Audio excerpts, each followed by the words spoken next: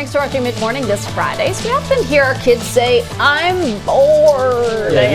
We might think of boredom as a bad thing, but it actually might be a good thing for us. If I could count how many times my child says, I'm bored, I think we would all collectively be millionaires at this point. Exactly.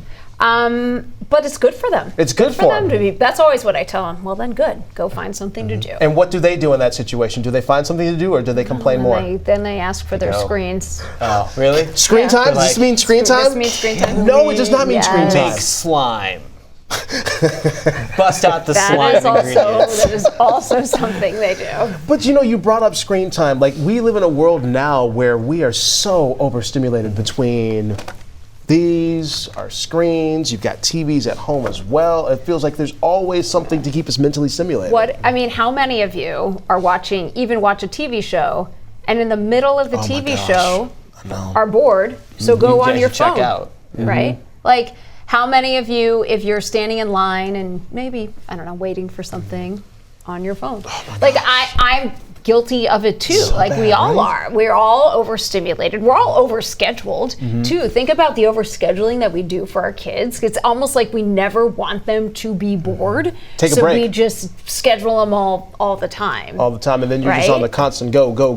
I think we don't realize what kind of impact that can have on us. Yeah. Well, you want to keep them busy, but you're like, all right, keep them the busy, impact, get them tired to go to bed and stuff like that. But in that space of boredom is where I feel like you find creativity, you learn how to develop. What can you do? This is what the question I always ask my son. When you're bored, what can you do right now? Are there things that you can do right now that would not make you bored? And he thinks for a second. Well, I could go do this, and I could go do this. So now you're fostering, like you just said, you're fostering those creative juices that you can figure out something to do. Right. But also when you are overstimulated by, let's just say it's videos here, or you're overstimulated because you're following the news and it's creating anxiety in your world, it creates this sort of fight or flight. We're not supposed to live in fight or flight. And so what boredom actually does, and they've looked at this, they've looked at our brain signals there, what boredom actually does is it gives us a way to calm our nervous system. It gives us a way to reset our nervous system, and if we take boredom away, we continue to live in this constant state of flux or of anxiety. I'm just trying to think of how this applies when we were in school.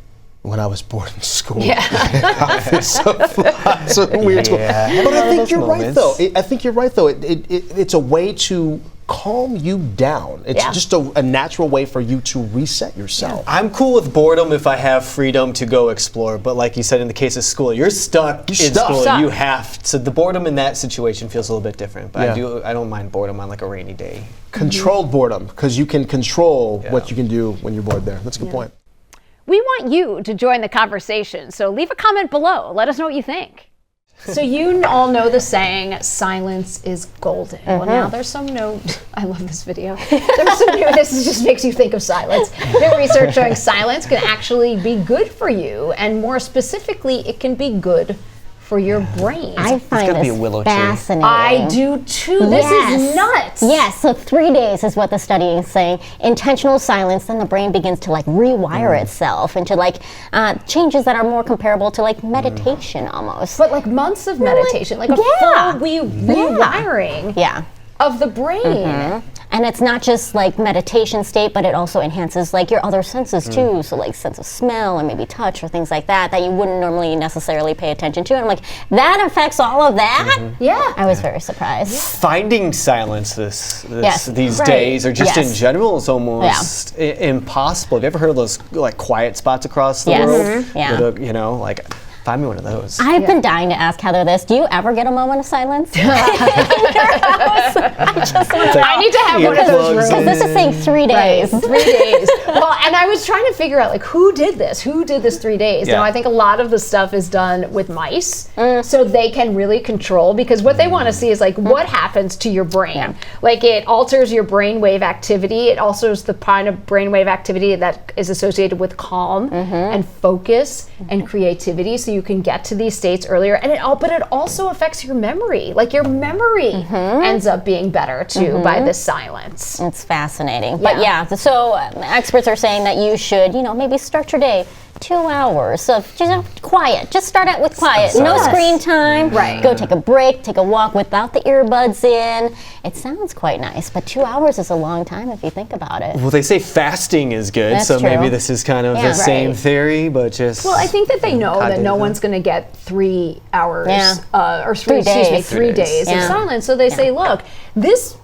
We can use this information. This might be something that is beneficial for people who might be struggling. This might actually produce measurable effects, just that 2 hours of quiet a day. And we're talking about not just quiet, it's really silence. It's really the absence of noise. And it goes back to your point, Joseph.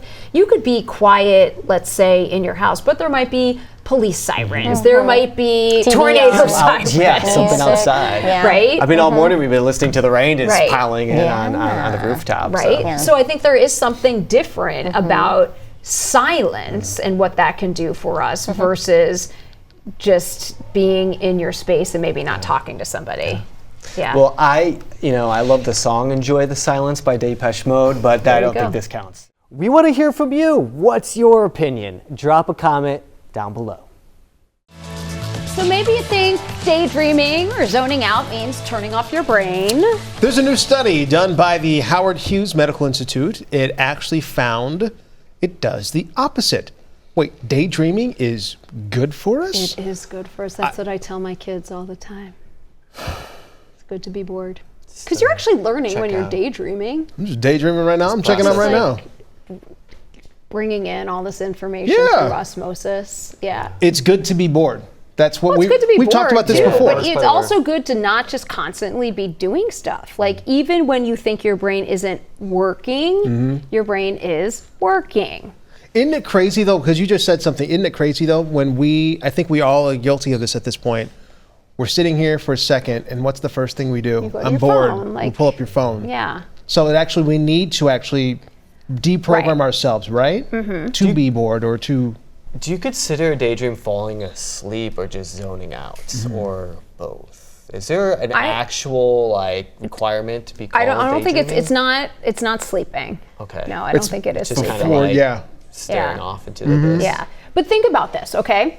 Let's say you are walking around somewhere. If you're focusing on your phone, you're not really paying attention to where you're going. Of course. If you're daydreaming, you actually kind of are. You're looking where you're going. What these researchers say is they actually could figure out by the neurons in our brains that we are still taking in, as we're daydreaming, we're still taking in information about where we are, about how the world is organized around us. And this is a good thing, because when we need to pay attention, we are better equipped to do the job that we need to do because we're already aware of what's happening around us. See, this is what I didn't buy the study, because what about that period of time when you're like, hello, hey, where are you? Are you there? And it's well, I'm here. But I was totally dozed off in a totally different. And this is what the researchers originally thought. Right. So that's why they did this study. They did it with mice first, and then they cooked people's brains up and stuff. But they were even surprised too. It's look, you don't need a teacher to learn. You can actually learn stuff on your own. Just pick up on cues by other people and whatnot. You don't necessarily need to be doing something at the time. I was sitting in the back of the classroom just zoning out. Yeah, you were learning everything. I was just absorbing. I told you're a sponge. Mrs. Lada, I got that. I got it. Bring the test. Yeah, exactly. Joseph, can you repeat back what I just learned? Don't worry about that right now. Okay, so here's what they say. They did a bunch of mice, and they had mice just kind of wander around through a place, and they found later on when they had the mice go back through, the mice found the rewards more quickly. Right? Because they kind of had the situational awareness of where they were and what they were doing. Are you paying attention? Yes, they actually are paying attention. You still are paying attention. Okay, I can understand that. Hey, we hope you enjoyed WCCO's Talk of the Table. Be sure to leave a comment, and subscribe to our YouTube channel.